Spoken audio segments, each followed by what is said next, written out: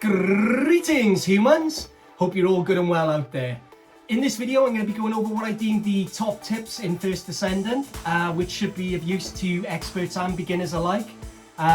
There's a lot to unpack, so what I've done is I've crammed it all into one and then broken it down into chapters, which you'll be able to access in the description menu. Take a look, navigate, identify something you're into, give it a click, hopefully it's of use. With that out the way, like, subscribe, and let's get stuck into it. Woo! Okay, so the first thing I wanted to go over is a couple of settings, primarily for console users that I think will be really useful. If you go into the options, one of the things I'd recommend is turning frame generation off. The next thing I would do then is if you go over to display, the field of view, I think it's defaulted at 90, knock that up to 120. You can see massive difference. Really recommend doing this. The next thing that I'd recommend doing is upping your sensitivity. I got mine at max basically. So if we just go into the options, and then if we head to controller, another thing as well, I've got aim assist off as well. I think it's horrendous, but that's personal preference. You can see with the x-axis normal sensitivity, I've got that knocked right up to 100, and that allows me to maneuver quite smoothly, especially when you're doing bunny farming. I think it's great, so definitely make that change.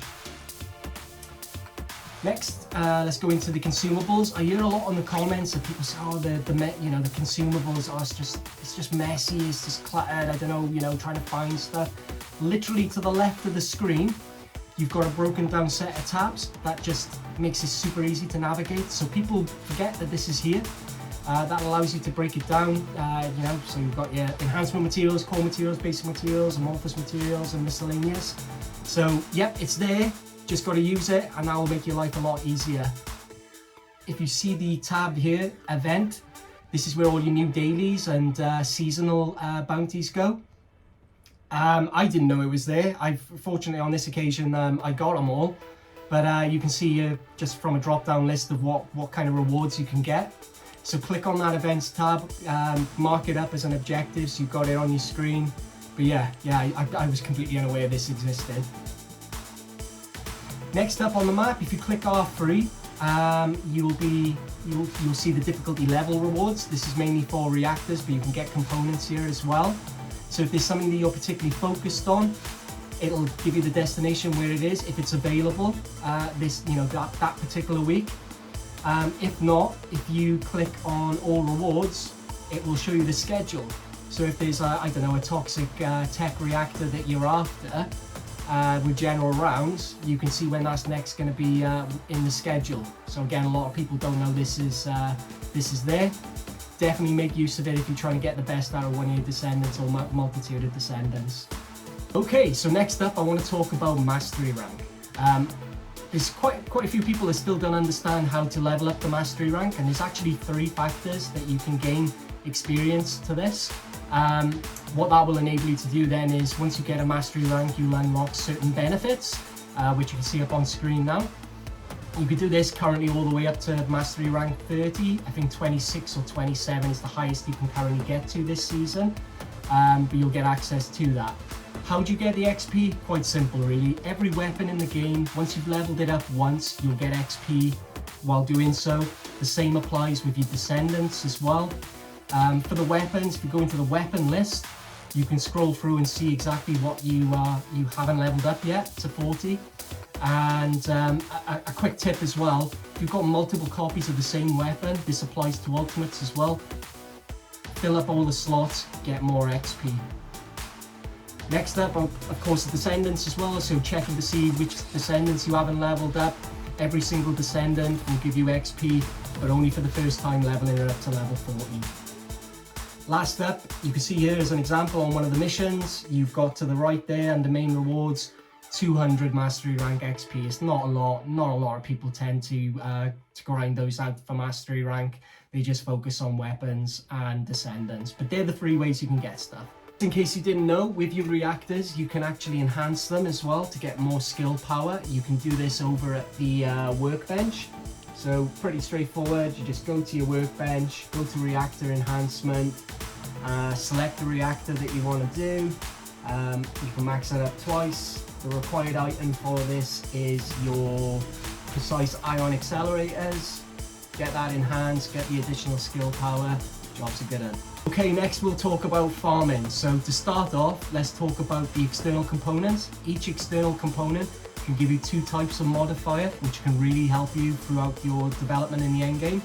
So we've got module drop rate increase, Kuiper shard drop rate increase, character XP gain, consumable drop rate increase, firearm proficiency gain, gold drop rate increase modifier, and item acquisition distance and equipment drop rate increase. So these are really great. You can get them from farming across a multitude of activities. Personally, I like to just get to fight against Devourer. I got it down to 10 seconds. If you want to see how I've done that, I have done an Enzo build. Check out the channel to get access to that and put together a build and just do what I do. And then hopefully RNGesus be with you and you get some really good components off of them. Yeah, that's kind of what I did for that. Okay, so let's talk about farming destinations. So 2 that I really like are on the infiltration operations. So you've got Magister's Lab, really good for XP and takes, it doesn't take very long, 4 minutes-ish to do. The same with Biolab as well. A lot of people like this one. I'd recommend in group play to do both. Another little thing as well, up in the top corner, change tab to change the amorphous. I've done it multiple times, forgot to do that, and I end up with the wrong amorphous, so just be aware that that actually exists. Next up, we've got our special operations terminal. A lot of people like Sterile Land. Personally, I don't like it. It just tires me out. Yeah, it puts me to sleep. It's so boring. But people like it. Great gold, decent enough XP for your Descendant. Try it out and see what you think.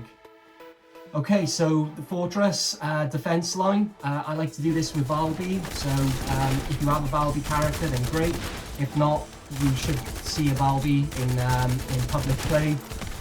Join along and just basically the idea is to clear up all the ads, get restored Goroth to spawn, take him into shield phase, and then just kind of cycle around the map, and you'll generate a ton of gold. You get a complementary amount of XP as well, but you also get components and reactors and weapons. But yeah, it's mainly for the gold. Next up, this is probably my favorite for weapon XP, firearm XP. So what I tend to do is I knock it onto private, I head over to Vesper, over to Moonlight Lake, and I can do it solo, so that's great. And yeah, you're talking 20 to 30 minutes to level up to 40, so you can do this quite smoothly, consistently. Okay, some other good farm spots. You've got Sterile Lands, Rockfall, great for ultra precision code breakers. Then you've got White Knight Gulch, the Fortress outskirts. This is really good for the reactor for the week. I like to do that, and obviously gold and XP, and it's pretty fun to do with Bunny. Then we've got Echo Swamp, the environmental contamination zone. Again, really quick for gold, XP, and you can get components as well. It's usually a weekly component. It's pretty fun to do, and it's pretty quick as well. So yeah, great option. Okay, this one's mainly for beginners, but there are infiltration outposts that you can use Sharen to get rare amorphous materials. So just up on the screen now, you can see my build that I've used for Sharen. Definitely get Sharen, it makes the endgame so much better. But the idea is you get to an infiltration outpost, go into stealth mode, you take out the outpost pillars, A, B, C, D, it's usually 3 to 4. Take those out. What will happen is eventually a boss will spawn. Take out the boss, and if you're lucky, you'll get 1 or 2 amorphous materials. So fingers crossed for you. But yeah, that's all I've got to say about the outposts. Okay, with this tip, it's a bit of a scrub move, but if you're short on precision code breakers, then you can keep your eye out for other players that are going to open an encrypted vault. You will get the items from that encrypted vault. So what I tend to do, for example, I come to Agna Desert, I'll identify, in this case, an Enzo. I'll see that he's going to go and open the encrypted vault. I'll wait for that to happen. Once it's done, I'll go down and grab the goods. It's all in good faith. Most players don't mind you doing it, so we'll see what happens in this outcome. Get the goods. Happy enough to give a high five. Not interested. It's leaving me hanging here. I mean, his grappling skills are absolutely killing me inside at the moment. But you know, thank you very much for the free goods. So just an FYI. All right, that's it. I'm done. Hopefully you find this useful. If there's anything I've missed, please feel free to hit the comment section, leave some tips there for other players. I'm sure the community will be appreciative of it. With that said, I wish you a great day. Like, subscribe, and as I say in Clan Dow, ciao for now.